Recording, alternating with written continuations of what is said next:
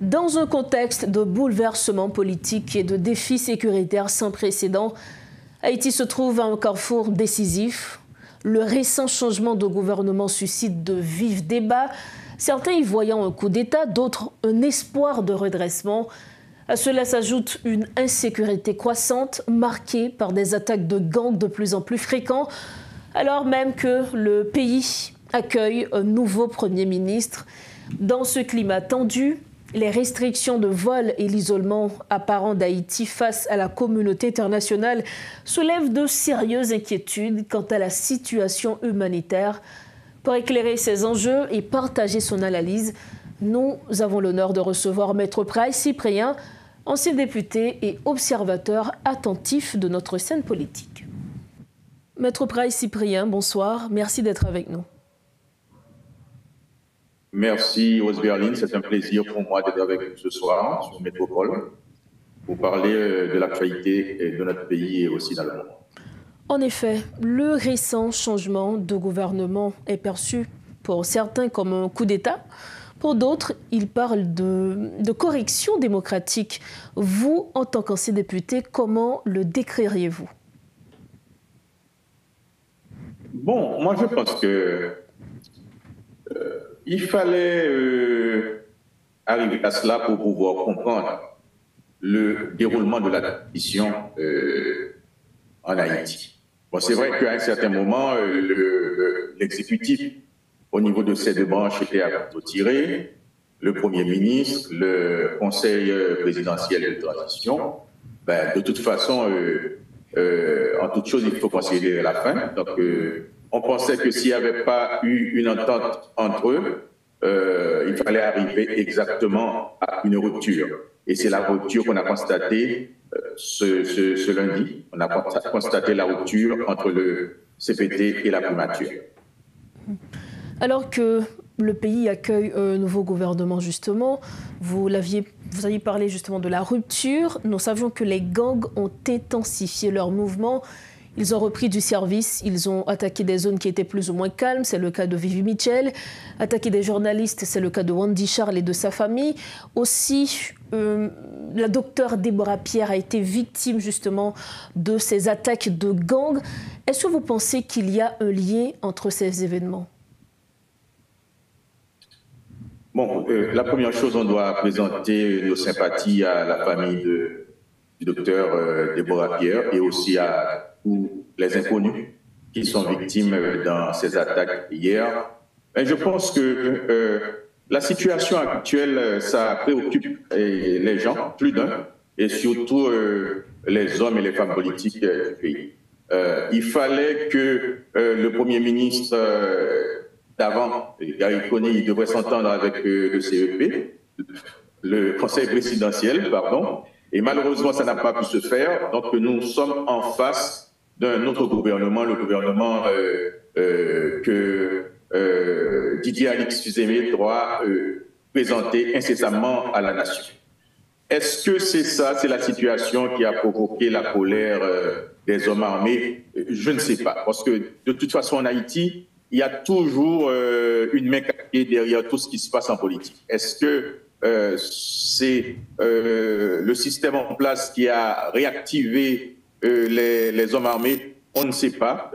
Est-ce que c'est le PM sortant qui les a activés? Mais toujours est-il qu'on a remarqué que le lundi, au réveil, personne ne pouvait bouger de leur maison.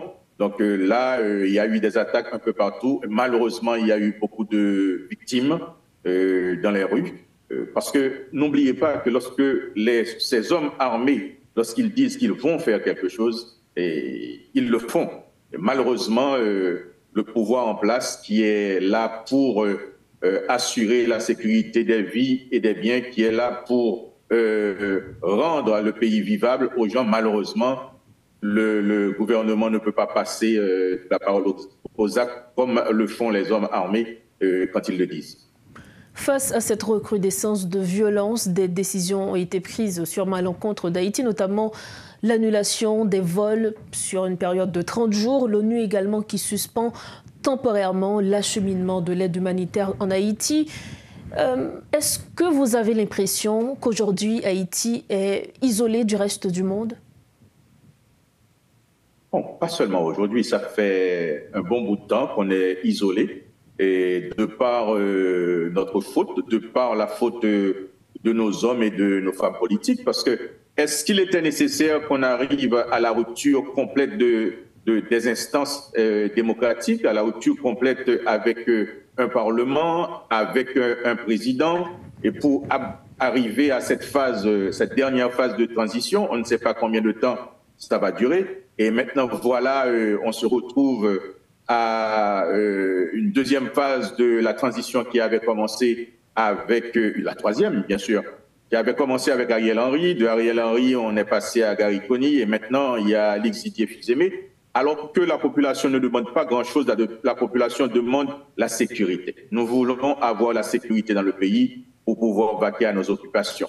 Nous voulons avoir la sécurité dans le pays pour empêcher qu'il y ait des actes de banditisme, qu'il y ait des gens à recevoir des balles chez eux et des gens à voir devant eux tout ce qu'ils ont construit pendant toute une vie partir en fumée. Moi, je pense que la situation est grave et que le gouvernement, qu'il soit le gouvernement qui est parti et le gouvernement qui vient d'arriver, qui n'est pas encore mis en place, il n'y a que le Premier ministre. Je pense qu'ils sont en train de faire les négociations pour trouver les ministres et former le gouvernement. Donc, ils ont du pain sur la planche et ce que nous attendons d'eux, principalement, bon, ils vont nous dire que la feuille de route donnée par l'international, c'est la sécurité et les élections, mais la sécurité est d'abord. Nous voulons que la sécurité d'abord, nous voulons que le prochain gouvernement, le gouvernement de Alix Didier-Fils-Aimé,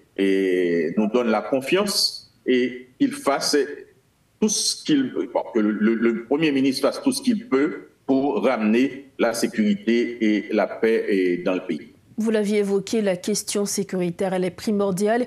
Et justement, pour essayer de résoudre ce problème, l'OLO-EA, qui a approuvé à l'unanimité la transformation de la mission multinationale en une mission de métier de la paix de l'ONU, est-ce qu'on va, selon vous, comme dernière question, vers le rétablissement de la sécurité tant souhaitée?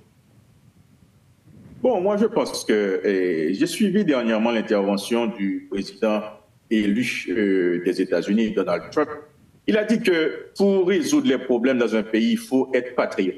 Moi, je pense qu'on doit avoir un sursaut de patriotisme pour dire que maintenant, il faut cesser avec toutes ces situations qui ne font que dégrader la vie des Haïtiens. Regardez ce que les Dominicains nous font aux Haïtiens qui sont chez eux. Regardez les déclarations du président Abinader. Ça ne fait pas honneur au peuple que nous sommes. Nous pensons que pour l'instant, les Haïtiens doivent avoir un sursaut de patriotisme pour dire halte là et que nous prenions quand même en charge notre pays. Et je pense que ce n'est pas le moment soit d'intervenir avec la force multinationale ou bien de changer la force en mission de maintien de la paix. Et ce serait intéressant de le faire. On a l'expérience de la MINUSTAH, on a l'expérience des autres missions de la paix.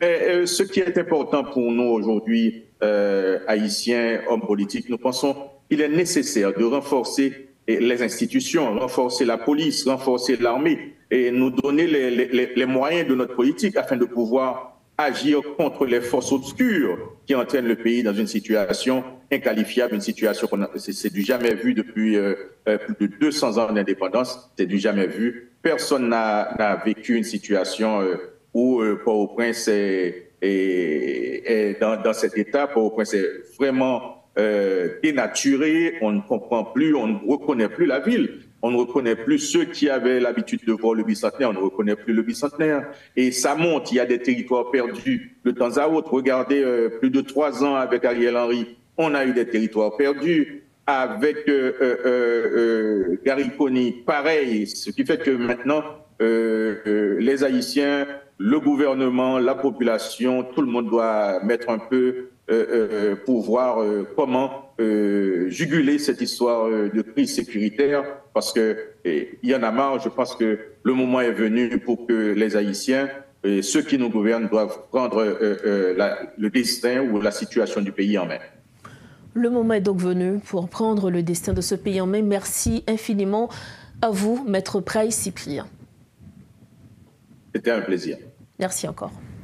Voilà donc l'analyse de Maître Praille Cyprien. Il était l'invité de Maître News ce soir pour commenter l'actualité politique et sécuritaire.